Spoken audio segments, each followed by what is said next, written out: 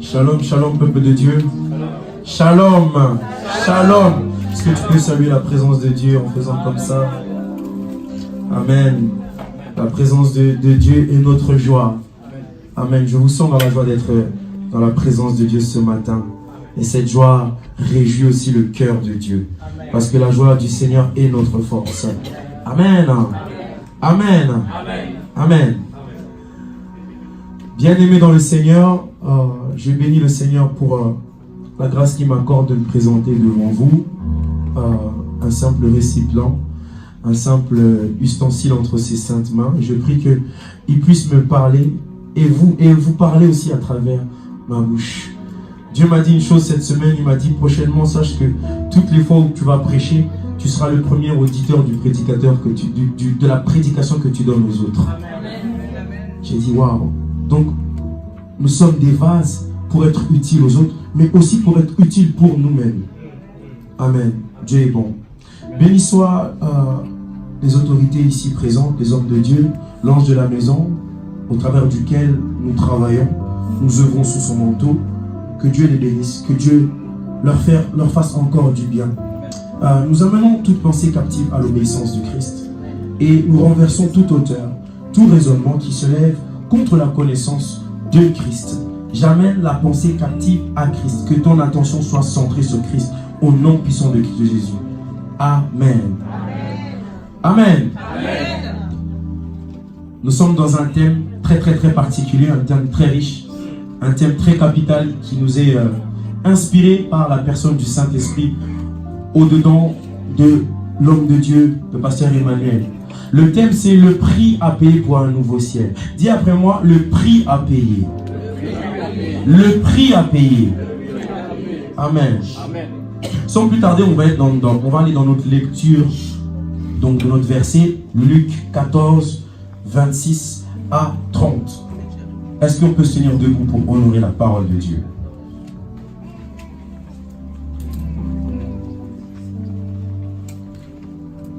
On a une chère lectrice qui le fait si bien.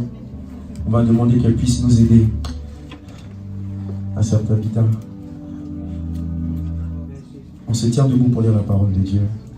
Luc 14, 26 à 30. Je lis la parole de Dieu. Amen.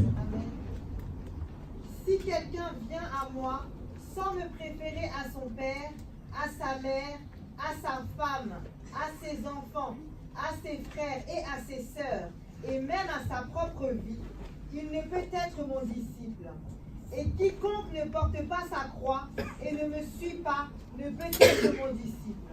Car lequel de vous, s'il veut bâtir une tour, ne s'assied d'abord pour calculer la dépense et voir s'il a de quoi la terminer, de peur qu'après avoir posé les fondements, il ne puisse l'achever et que tous ceux qui le verront ne se mettent à le railler en disant « Cet homme a commencé à bâtir et il n'a pu achever. » Amen. Admettez-vous, asseyez-vous. Dans le contexte de ce verset, en fait, c'est donc notre maître Yeshua, Jésus-Christ, qui est en train de parler à la foule et aux disciples. Il est en train de leur révéler, en fait, quelles sont les caractéristiques des personnes qui doivent le suivre. Amen. Et donc, les caractéristiques des personnes qui sont automatiquement qualifiées, qui le suivent réellement et véritablement, ce sont les personnes qui ont quoi? Qui ont renoncé à leur vie. Et qui ont renoncé à tout ce qui entoure leur vie. Et les hommes de Dieu sont passés. Ils nous l'ont expliqué. Dieu utilise le mot haïr. C'est un mot fort. C'est pour faire comprendre quelque chose. C'est pour faire comprendre que si tu n'arrives pas à un degré d'amour pour Dieu beaucoup plus grand que ta femme, que tes enfants, que ton travail, que ta voiture, que tes parents, alors tu n'es pas digne d'être son disciple. C'est ce que Dieu veut dire quand il dit celui qui n'haït pas. Parce que on ne peut pas servir de maître et aimer de maître pareillement. On aimera l'un et on haïra l'autre. C'est la parole de Dieu. Donc ici, Dieu est en train de révéler à la foule et en même temps aux disciples le prix qu'il faut payer pour pouvoir le suivre de manière inqualifiable. En fait, lorsqu'on suit Dieu sans pour autant respecter ces conditions qu'il a données, on n'est pas en train de suivre Dieu. On est en train de le poursuivre. On n'est pas en train de suivre Dieu, on est en train de le poursuivre. Lorsqu'on suit Dieu, Dieu est devant nous. Il est à côté, on suit bien. Lorsqu'on poursuit quelqu'un, c'est comme Bip Bip et Coyote. Il est loin, on court. Et on n'arrive pas vraiment à l'attraper. Et c'est une dimension que beaucoup de chrétiens ont. Ils poursuivent Christ, mais ils ne suivent pas Christ. Parce qu'ils ne sont pas rentrés dans la dimension de payer le prix comme Dieu le veut. Vous savez, en Christ, il y a 2 étapes capitales. N'est-ce pas, on dit que Dieu est notre sauveur et notre... Il est notre sauveur et notre... Seigneur. Ça, c'est en théorie. Amen. Suivez-moi bien. Ça, c'est en théorie, c'est-à-dire c'est dans la parole, c'est dans ce qu'on est en train de dire. Dans la pratique, c'est tout autre chose. La première étape, c'est accepter le Seigneur en tant que sauveur. Qu'est-ce que cela implique? Accepter le Seigneur en tant que sauveur, c'est accepter l'acte qu'il a fait il y a 2000 ans à la croix. Prendre conscience, réaliser, avoir la foi que à la croix, il était parti payer un tribut cher. Il était parti payer un prix qui me permet aujourd'hui de recevoir mon salut. Dis après moi mon salut. Mon salut. Ton salut est le fruit du prix que quelqu'un a payé. Je répète, ton salut est le fruit du prix que quelqu'un a payé. Amen. Ce quelqu'un, c'est Jésus-Christ. Donc si lui, il a payé le prix pour que toi, tu puisses obtenir cela, et que lui aussi obtienne quelque chose, donc toi aussi dans ta vie, tu dois payer un prix. Amen. Parce que tu as des choses à obtenir dans ce siècle présent. Tu ne vivras pas la joie et la gloire de la même manière sur la terre qu'au ciel. Amen. Lorsqu'on ira au ciel, ce sera pour adorer Dieu. Uniquement worship, toute la vie, toute la journée. Pas le temps pour avoir une femme, pas le temps pour avoir des enfants, pour avoir une entreprise. Concentré sur Jésus-Christ. Alors le prix que tu dois payer pour vivre certaines choses, c'est ici sur terre.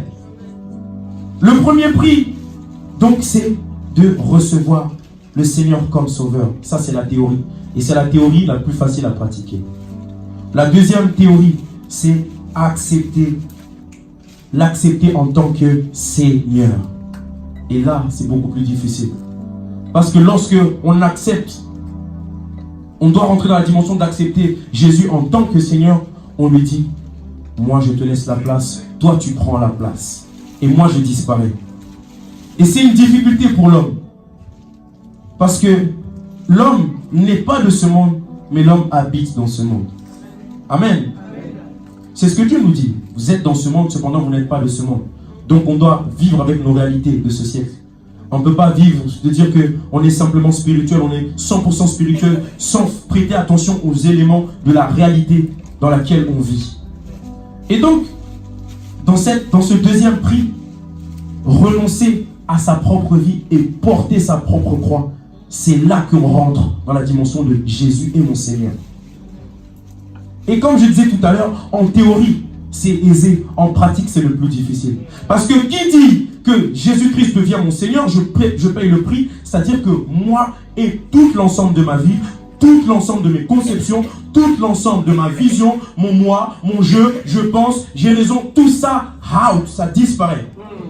Répète. Tout ça, ça disparaît. Pour laisser place à Seigneur, tu dis quoi? Seigneur, tu penses quoi? Seigneur, on fait comment? Seigneur, on va où? Seigneur, qu'est-ce qu'il en sera pour demain? Seigneur, comment on va faire? Avance. C'est à cette dimension-là qu'il devient sauveur et Seigneur. Parce que lorsque Christ devient notre sauveur, il nous donne le salut. Il nous donne la grâce d'avoir nos péchés qui sont ôtés. Il y a plein de bénédictions qui sont liées à cet acte merveilleux que Dieu a réalisé à la croix. Mais pour en jouir pleinement, on doit rentrer dans la dimension où il devient notre Seigneur.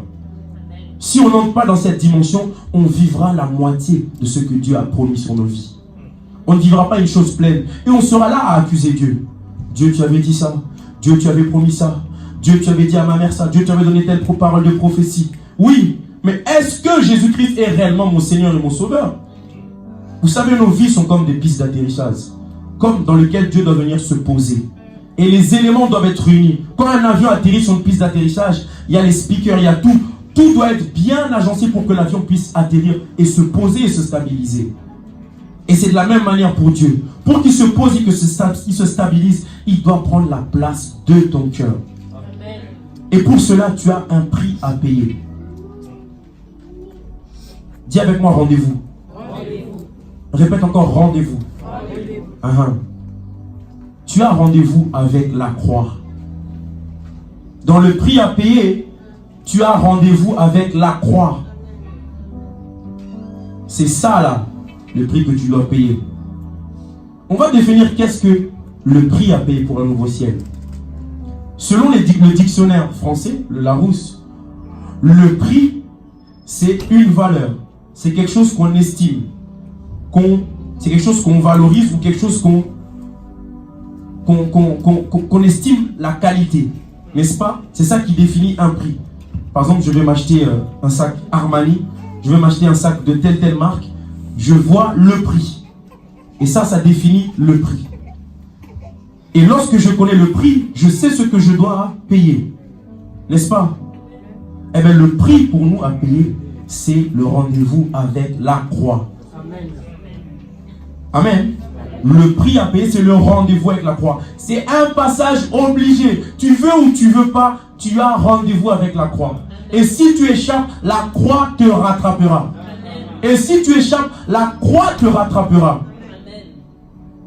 Seigneur, si tu peux éloigner de moi cette coupe, fais-moi passer par autre chose. La croix, tu dois passer par là. Dieu disait ça à Christ. Il n'y a pas d'autre chemin. Il n'y a pas d'autre alternative, comme maman dit souvent. Tu dois passer par la croix. Passage obligé. Dis avec moi, passage obligé. Chaque chrétien a rendez-vous avec la croix. L'addition que tu dois payer. C'est comme quand tu es au restaurant. On te présente l'addition. Tout ça, on met les articles, tac, tac, tac, tac, tac. Toi, dans les articles, ce que tu dois faire, c'est que tu dois passer devant les pharisiens. Ils doivent se railler de toi. Tu dois passer au crible du fouet. Tu dois passer sur le mont Golgotha. Tu montes, tu portes ta croix, tu avances, elle tombe. Tu la remets et tu avances. Et tu vas jusqu'au sacrifice total. C'est avec ça que tu as rendez-vous. Ça, j'ai caricaturé l'image de Christ. Mais dans la vie d'autre chose, dans la vie qu'on vit aujourd'hui en 2019, c'est un élément, un ensemble de choses dans lequel tu dois entrer, que tu dois faire, que tu dois pratiquer. Et lorsqu'on parle de la croix, ça nous fait peur. J'aime souvent l'exemple que maman nous dit. Venez à moi, vous tous qui êtes fatigués et chargés. Je vous donnerai du repos. C'est ce que Dieu dit. C'est sa vérité. Mais il dit aussi que celui qui m'aime et qui veut me suivre, qu'il fasse quoi? Qu'il porte sa croix. On peut dire, mais ces deux versets-là, il y a contradiction. Où Dieu était vraiment d'accord avec ce qu'il disait. Dieu ne se contredit pas. La parole de Dieu est oui et amen. Et dans la parole de Dieu, il y a une logique spirituelle, dans les principes immuables que Dieu établit, qui veut que l'on puisse suivre pour lui ressembler et accomplir sa vision dans nos vies. Amen. Le but de la croix, au fait, ce n'était pas de faire souffrir Christ. Et ce n'est pas non plus de te faire souffrir. Le but de la croix, le but premier de la croix pour Christ, c'était de faire éradiquer la puissance du péché sur l'homme. Ça, c'est le premier but de la croix. Ensuite, de sauver l'homme, de le racheter au prix de son sang et de présenter cela devant le Père comme un sacrifice agréable. Et ensuite, pour lui, c'était l'addition à payer pour qu'il soit assis à la droite du Père. Amen. Donc là, on voit le revers de la médaille.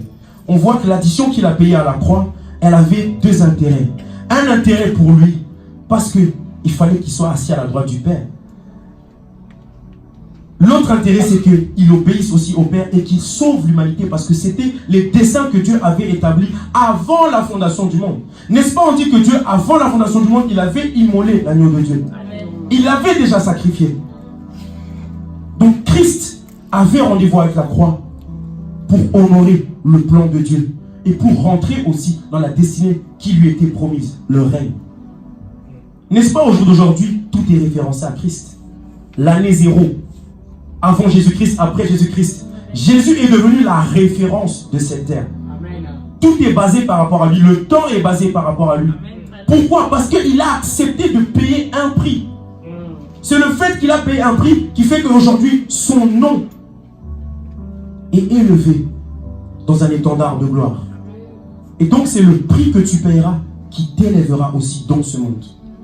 C'est le prix que tu payeras qui t'élèvera aussi aux yeux de Dieu et aux yeux du monde spirituel. Dans le monde spirituel, ce sont les œuvres qui parlent.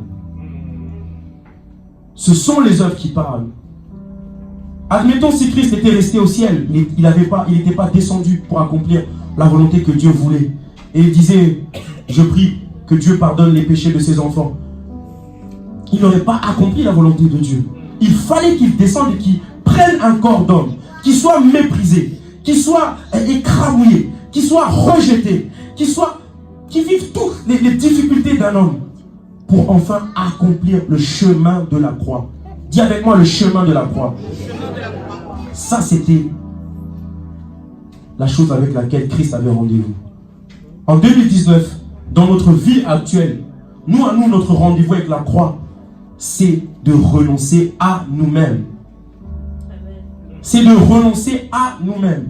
Au fait, comme j'ai dit tout à l'heure, le but de la croix, ce n'est pas de te faire souffrir, mais c'est de mettre fin au vieil homme. Le but de la croix, c'est de mettre fin au vieil homme. Le vieil homme, il habite en nous et il nous embête tous les jours. Il nous complique la vie tous les jours. Il t'embête dans les réactions.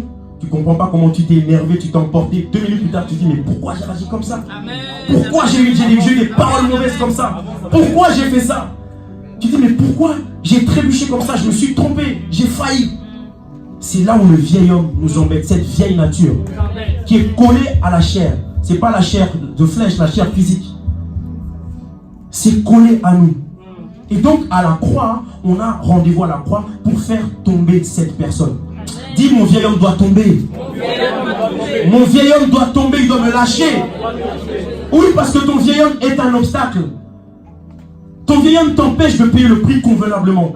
N'est-ce pas, on a dit, les personnes qui sont qualifiées, c'est les personnes qui renoncent à leur vie, c'est les personnes qui haïssent leur père, leur mère, leur frère, leur soeur, leur mari, et qui portent leur croix. Et le vieil homme, il n'est pas d'accord avec ces caractéristiques-là. Il n'aime pas ça. Il n'aime pas ça. Il veut que tu aimes les choses d'en bas plus que les choses d'en haut. Et lorsque toi, tu renonces à ta propre vie, tu renonces à ton terrestre, tu es en train de donner l'honneur à ton céleste pour que ton céleste se manifeste ici sur terre. Ne nous a-t-il pas dit, Seigneur, que ta volonté soit faite sur la terre comme au ciel? Il s'agit de faire manifester la volonté de Dieu au ciel, ici-bas sur cette terre. Et pour aider à ce que cette volonté se manifeste, on doit renoncer à nous-mêmes. Renoncer à notre ego. Moi, ma volonté, je veux faire ça. Il s'agit de ça. Vous savez, à la croix, il y a une opération spirituelle qui s'est passée. Une opération très très spirituelle qui nous permet d'entrer vraiment dans cela, le prix à payer pour un nouveau ciel. À la croix, la Bible nous dit dans Galates 2:20, nous avons été crucifiés avec Christ.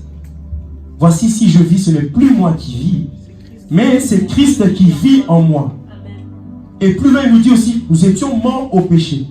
Christ nous a rachetés. Donc, à la croix, il y a eu une opération où, tel que Christ a été crucifié physiquement, nous aussi, nous sommes aussi partis avec lui pour être crucifiés. C'est une image. Nous ne sommes pas partis pour être crucifiés physiquement. Je n'ai pas de trou comme Christ. Spirituellement, je suis parti mettre, Dieu est parti mettre mon vieil homme à la croix. Dieu est parti, Jésus-Christ est parti le mettre à la croix.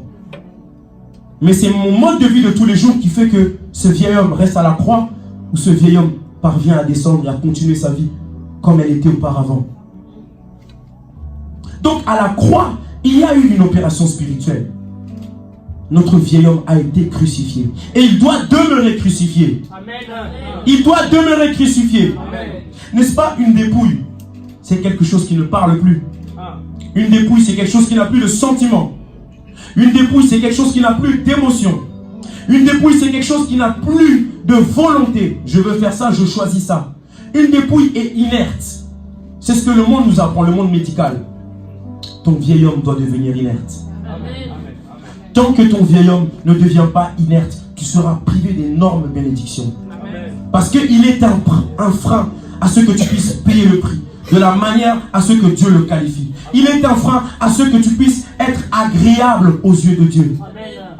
Dieu a besoin que tu sois spirituel. Il ne veut plus que tu sois charnel. Il ne veut plus que tu sois charnel et superficiel. Il veut que tu arrives à un niveau où tu es profond. Et pour être profond, le vieil homme doit tomber. Ton Goliath intérieur doit tomber. Il doit tomber et tomber au nom de Jésus-Christ.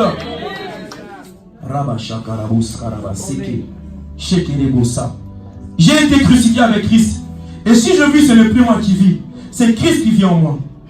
Et si je vis maintenant dans la chair, je vis dans la foi au Fils de Dieu qui m'a aimé et qui s'est livré pour moi.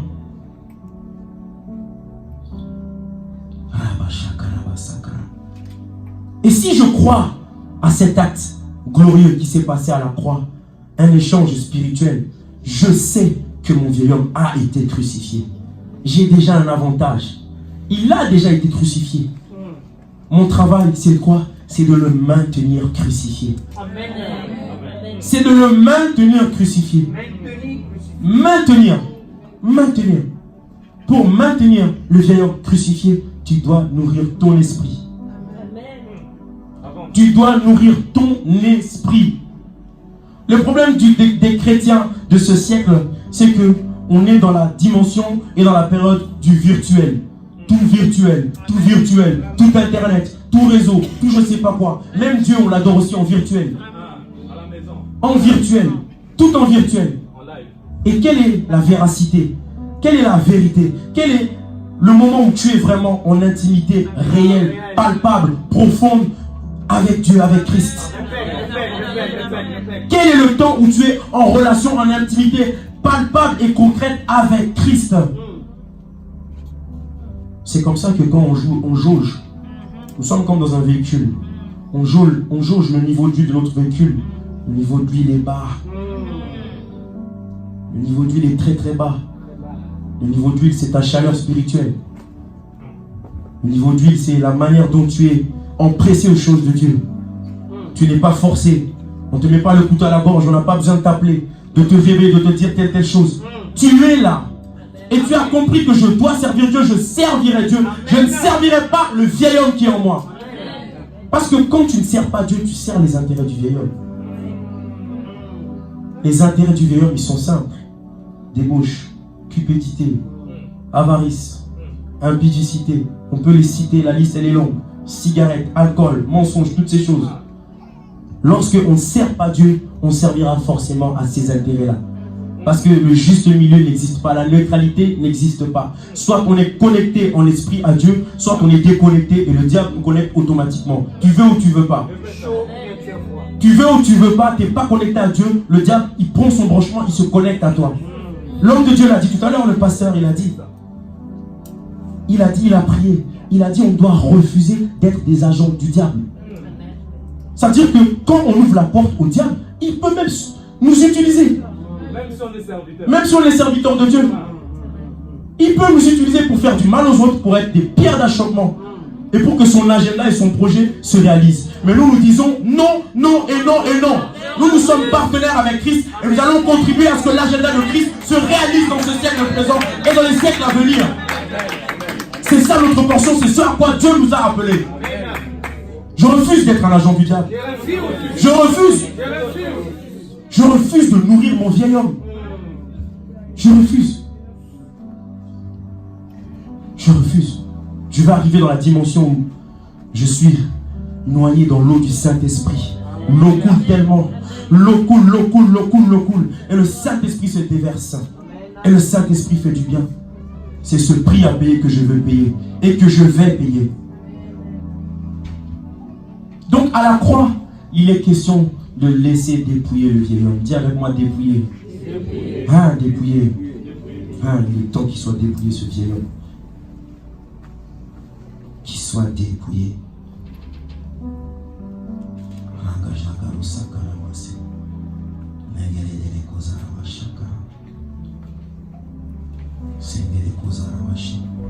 La Bible nous dit dans Colossiens 2, à partir du verset 20, si vous êtes mort à Christ aux principes élémentaires qui régissent le monde, pourquoi, comme si vous viviez dans le monde, vous soumettez-vous à ces règles?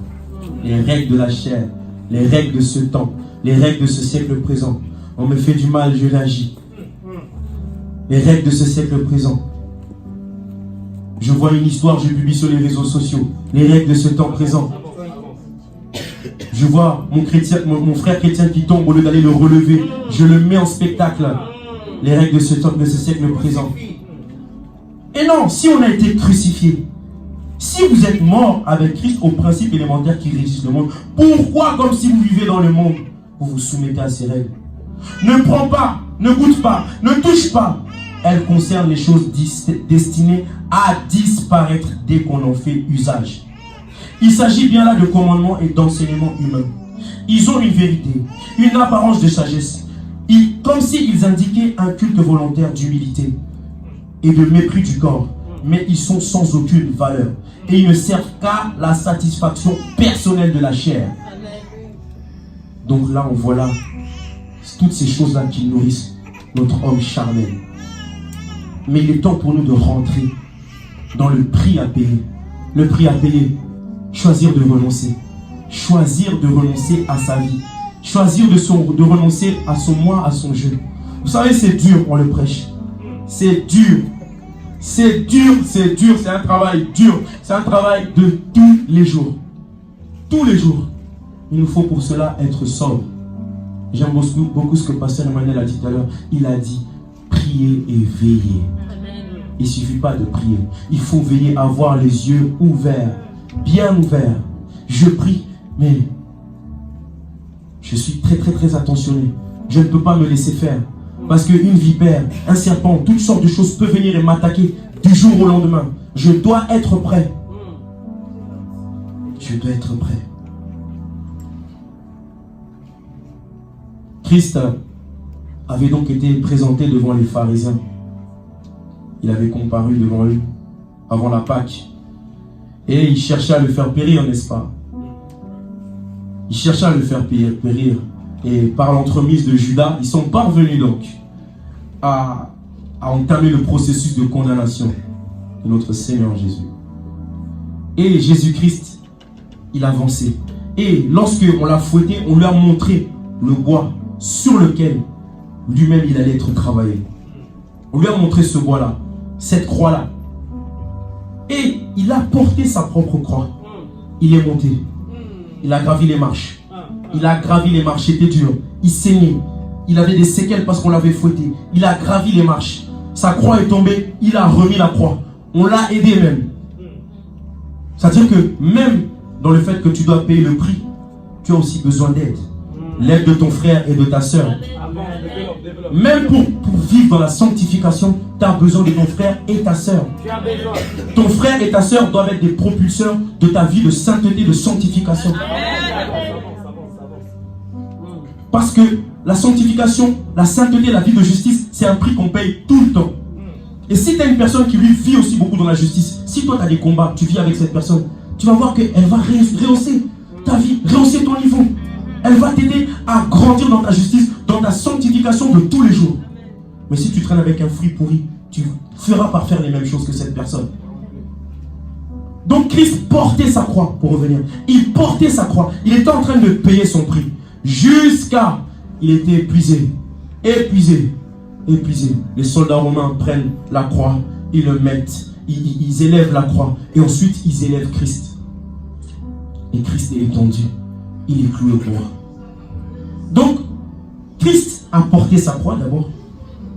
Et ensuite, il a été crucifié. Mais, dans le verset qu'on a lu en premier, Dieu nous dit que celui-là qui me suit renonce à lui-même et qui porte sa croix. C'est-à-dire que Dieu veut que nous puissions renoncer à nos vies. C'est-à-dire être d'abord crucifié. Parce que je l'ai dit, quand on est crucifié, on donne la mort à la vieille nature, la vieille personne. Dans le sens de Christ, c'était qu'il a d'abord porté sa croix et ensuite il a été crucifié. Dans notre sens à nous, Dieu nous demande d'abord de crucifier notre vieil homme. Je renonce à moi-même. Et ensuite, je porte ma croix. C'est-à-dire les difficultés viennent, les choses viennent, mais je porte ma croix. J'y vais, j'y vais, j'y vais. Et jusqu'au bout, je persévérerai. Parce que j'ai commencé la course avec lui et il me fera aller au bout. Donc Christ a payé ce prix-là, le prix de la croix. Et au fait, à la croix, la chose importante qui nous permet aussi de payer le prix, c'est que lorsque nous sommes crucifiés avec Christ, nous expérimentons Christ. Parce qu'il y a un transfert. Le vieil homme part. Et l'esprit est régénéré. L'esprit est vivifié. L'esprit est nourri. Voilà pourquoi même dans tes prières aussi de tous les jours, tu dois aussi prier la prière de la croix. Mon vieil homme, tu restes à la croix. Moi, je suis régénéré par le sang de Christ. Je suis régénéré par le sang de Christ. Ils l'ont vaincu à cause du sang de l'agneau. Le sang de l'agneau nous permet de vaincre les agents du diable et d'être régénérés. Parce que le sang est dans la vie de Dieu. Le sang est dans la vie de Dieu. Le sang est dans la vie de Dieu. Et pour revenir à notre verset de base, Luc 14, 26, 28, au fait, on est en train de comprendre que l'homme qui veut terminer une chose, s'il ne veut pas passer de la gloire au mépris et à la honte, il doit s'investir dans la tâche qu'il veut obtenir, le résultat qu'il veut obtenir. Le résultat que tu veux obtenir, si on vient tous à l'église, si on est dans une congrégation, ça ne sert à rien d'aller trop loin. Le résultat qu'on veut obtenir, c'est de vivre la destinée de Dieu ici sur terre. C'est de vivre l'exactitude de ce que Dieu a dit sur terre. C'est de vivre les prophéties que Dieu nous a données à travers plusieurs hommes. Le calendrier de Dieu, c'est ça qu'on veut vivre. C'est pour ça qu'on cherche Dieu. N'est-ce pas? C'est pour ça qu'on cherche Dieu. Mais pour maintenant rentrer dans la dimension où on peut saisir ces choses, il y a un investissement que tu dois mettre. Il y a un investissement. Investissement et non divertissement. Beaucoup de gens viennent s'amuser en Christ. Beaucoup de gens viennent s'amuser en Christ. Oh, la parole là-bas, il fait du bien, il prêche bien, il chante bien, il prêche bien, il dit des belles choses. Tu te divertis en Christ. Mais où est la profondeur? C'est superficiel. Tu es au premier niveau. Tu dois arriver au deuxième niveau, au troisième.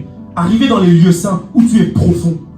Et les choses des parvis ne te mélangent même plus. Ton oreille n'est plus sensible au parvis, ton oreille est sensible au lieu très saint, la voix de Dieu. La présence de Dieu. Donc, la présence de Dieu, dans la présence de Dieu et dans ce prix que tu vas obtenir, cette destinée qui t'est due, tu dois t'investir. Si tu ne t'investis pas, je te dis la vérité, même ton propre pasteur ne s'investira pas plus dans ta propre vie pour que tu puisses obtenir ta destinée. Parce que lui-même, il court aussi pour achever la course. Lui-même, il court aussi pour obtenir la couronne royale. Et quand on court, on a le temps de s'arrêter, lui, il ne court pas. Bon, s'il ne court pas, lève-toi. Ah, si tu ne veux pas, moi je cours. Parce que je vais obtenir quelque chose. Non que je vais laisser mon frère. Je vais faire au mieux pour le relever. Mais je sais que je suis venu seul. Je vis les choses seules que Dieu veut. Et lorsque je me présenterai au tribunal, je serai seul. Je ne pourrai pas donner l'excuse de mon frère, ma soeur. Mon frère ou ma soeur était par terre, je l'ai relevé, Dieu, tu l'as vu. Oui, mais c'est pas ce que je t'ai demandé. Tu peux le relever, parce que c'est l'amour. Mais tu dois achever ta course. Tu dois achever ta course. Achever ta course, c'est vivre la destinée que Dieu a pour ta vie. Et donc, qui sous-entend investissement, comme je l'ai parlé, tu sous-entends forcément vie de consécration. Vie de consécration. Vie de consécration. Notre problème des chrétiens, c'est on peut voir la consécration comme un verre. Le verre, il est rempli à moitié. La consécration de Dieu n'est pas totale. Donc elle est mélangée avec le vieil homme. Il y a des mélanges. Comme ça, tu vois un moment, tu es irrité d'une manière que tu ne comprends pas, qui est anormale. C'est pour ça que tu vois un moment, tu as une lourdeur pour prier. Parce que le vieil homme est là. Les choses de Dieu ne te disent rien. C'est pas normal. Ça, c'est parce que la consécration n'est pas pleine et totale. Et le prix à payer pour ta destinée, cette destinée qui t'est due, parce que Dieu te l'a établi. Dieu t'a donné une destinée avant même que tu sois dans le ventre de ta mère. Cette destinée-là requiert ton investissement total. Amen. Ta consécration totale. C'est le prix à payer. Si tu ne payes pas le prix de ta destinée, tu n'auras pas ce qui t'est dû. Ça t'est dû. Tu n'as fait aucun effort pour avoir la destinée que tu as. Tu n'as fait aucun effort pour connaître Christ. Christ s'est révélé à toi.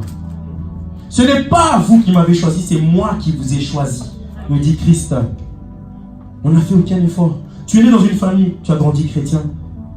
Au bout d'un moment, tu as ta rencontre avec Christ dans le timing qui le prévoit, parce qu'il choisit de te rencontrer. Amen. Tu ne t'es pas levé, bon, je vais naître, je veux m'appeler tel, je vais naître dans telle origine, dans telle maison. À un moment, je rencontrerai Christ. Non, c'est Christ qui se révèle à nous. Amen. Parce qu'il a un plan, un projet.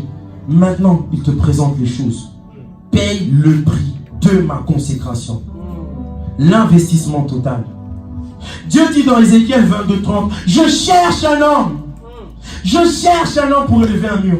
Je cherche un homme pour intercéder. Je cherche un homme pour collaborer afin que mon agenda se passe. Je cherche un homme pour que les choses se réalisent et que ce ciel nouveau arrive dans la mi-pas.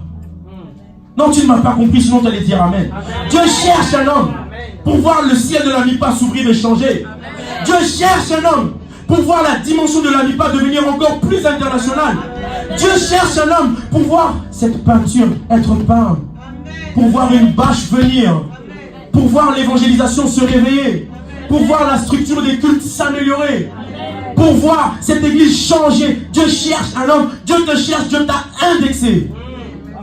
Ces choses ne viendront pas de l'extérieur, elles viendront de l'intérieur. Tu es la ressource de Dieu. Ces choses ne viendront pas de l'extérieur, elles viendront de l'intérieur. Va à l'extérieur, inspire-toi. Copie et ramène à l'intérieur. Tu verras la gloire de Dieu se manifester. Tu verras que ce que tu avais peut-être sous-estimé ou méprisé, il y a la gloire et la grâce de Dieu dedans. Le prix à payer. Dieu cherche un homme pour bâtir sa vie, pour bâtir sa vision.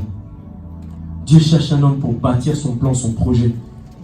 Parce que le but de Dieu, oui, c'est que ton ciel nouveau soit ouvert. Mon ciel nouveau soit ouvert. Lorsque mon ciel nouveau est ouvert, je suis en connexion directe avec la source. Pas de médiateur. Jésus direct. Et quand je suis en connexion avec la source, les ressources descendent. C'est un échange. Échange de communication. Communion. Je vais vers la source me redescend ses ressources. Ses ressources, les dons, les talents, les fruits de l'esprit, les finances, le matériel, la grâce, l'influence, l'impact, pour que lorsque j'avance, on voit Christ au-dedans de moi. Et Christ soit manifesté. Parce que j'ai expérimenté Christ, j'ai fait l'expérience de Christ, maintenant je l'exprime. Parce qu'on ne peut pas exprimer quelque chose dont on n'a pas fait l'expérience. Il faut que Christ devienne une expérience en nous. Lorsqu'il devient une expérience palpable, on sait l'exprimer. On ne force pas les choses se font naturellement. Dieu cherche un homme, dit Dieu te cherche, Dieu me cherche. Dieu m'a vu, Dieu m'a indexé. Je me lève. Yes, lève-toi. Tu dois te lever. Tu dois te lever, je vais finir mon message par ce verset. La Bible dit dans ce verset si puissant que je vais vous lire. La Bible dit: depuis l'époque de Jean-Baptiste jusqu'à présent, le royaume des cieux est forcé. Et ce sont les violents qui s'en emparent. Dis avec moi violence. Dis avec moi violence. Il y a des choses, tant que tu n'es pas violent, tu ne vas pas obtenir. Il y a des choses, tant que tu ne te mets pas dans une colère sainte, tu ne vas pas voir le changement. Amen. Tu dois te mettre dans une colère sainte. Christ était dans une colère sainte parce que le temple était souillé par des marchands. Et il les a renversés. Parce qu'il y avait des transactions. Les transactions qui se passent dans ta vie spirituelle, dans ton sang, tu dois te lever en colère pour faire cesser ces transactions. Au nom de Jésus-Christ, le diable ne sévira plus dans ma vie. Je me lève, je refuse cela. Et je choisis d'être inviolent. Inviolent tous les jours. Je paye le prix dans ma vie de tous les jours. Je me sanctifie. Je jeûne. je prie. Je nourris mon esprit par la parole. Je ne donne même pas une minute à mon vieil homme. Même pas une seconde. Vous savez, le vieil homme, le diable, il est malin. Il est vraiment malin et il est tenace dans les plans qu'il veut accomplir. Je partageais un jour avec ma fiancée. Elle me racontait une histoire, c'est que il y avait un homme de Dieu à Kinshasa. Il avait vraiment une vie de prière très soutenue. Très soutenue. Et vous savez, lorsque Dieu veut bouleverser la vie d'un homme, la première chose qu'il attaque, c'est sa vie de prière. C'est lorsque le diable veut attaquer la vie d'un homme, la première chose qu'il attaque, c'est la vie de prière. Donc si tu vois que ta vie de prière n'est déjà pas chaleureuse, dis-toi qu'il y a une grosse attaque qui se prépare dans ta vie. Parce que Dieu a fait quoi? Dieu a enlevé les failles de sécurité. Moi je suis informaticien. On a des failles de sécurité sur Internet. Et nous on met ce qu'on appelle des proxys, ce sont des barrières. En anglais firewall. C'est-à-dire ça ne te permet pas de pénétrer mon système. Ça ne te permet pas de pénétrer mon système informatique. Maintenant en Christ, ton système c'est quoi? C'est ton esprit, c'est ta foi. Tout cela, le diable ne doit pas avoir accès à cela.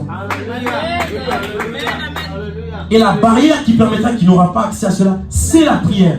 Dans la prière, tu auras le casque du salut. Dans la prière, tu auras la ceinture de la vérité.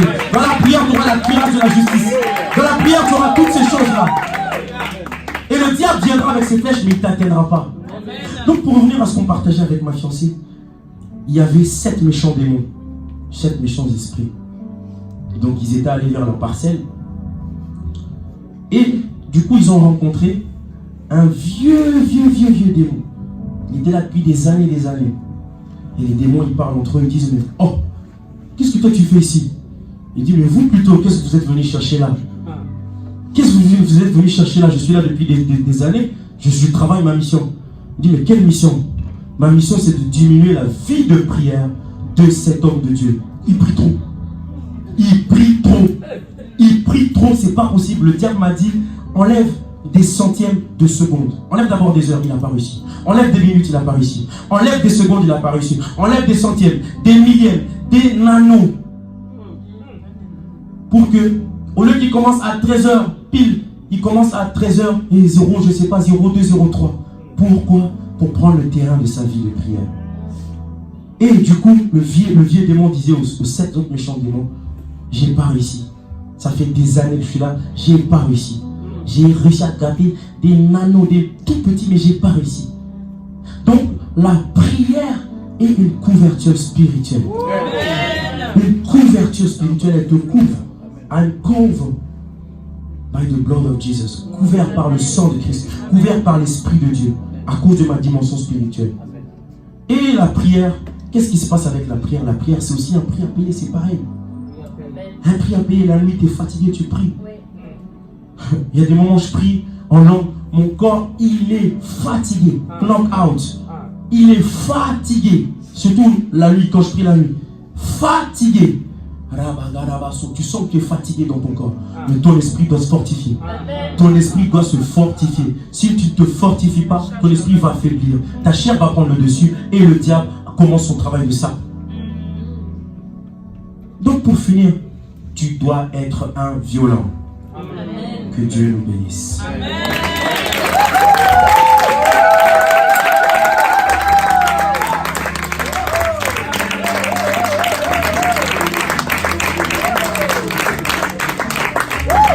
Alléluia. Est-ce qu'on peut acclamer le Seigneur? Alléluia. Acclame bien le Seigneur pour son serviteur. Acclame le Seigneur. My God. Étends ta main vers lui. Levons-nous, étendons nos mains vers lui.